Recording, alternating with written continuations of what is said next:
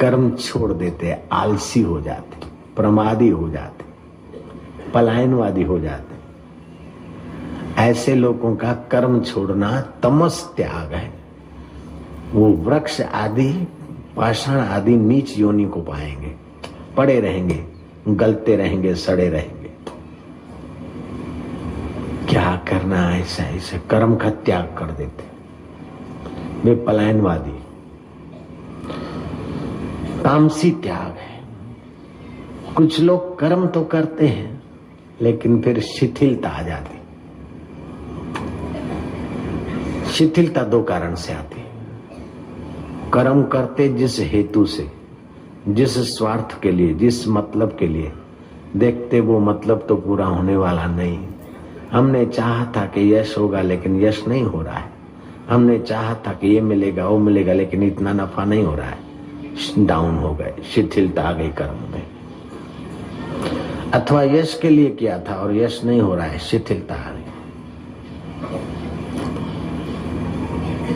मतलब से कर्म किए थे और उस मतलब के विपरीत हो रहा है, मुनाफे के जगह पे घाटा हो रहा है, तो कर्म बंद करेंगे धंधा।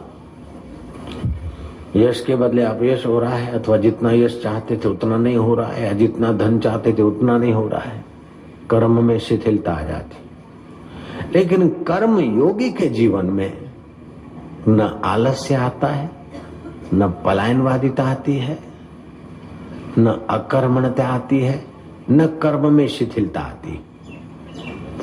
कर्म योगी का सात्विक त्याग है।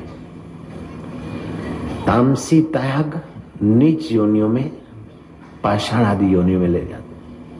राजसी त्याग दुख योनियों में ले जाता है और सात्विक त्याग पर ब्रह्म परमात्मा से मिला देता है। गहनो कर्मणा गति, कर्म की गति गहन है। कर्म अपने आप में जड़ है। कर्म पर प्रकाश है, स्वयं प्रकाश नहीं। कर्मों को पता नहीं हम कर्म है, कर्ता को पता होता है मैंने कर्म किया। और कर्म में कर्म की प्रधानता नहीं होती, भाव की प्रधानता होती।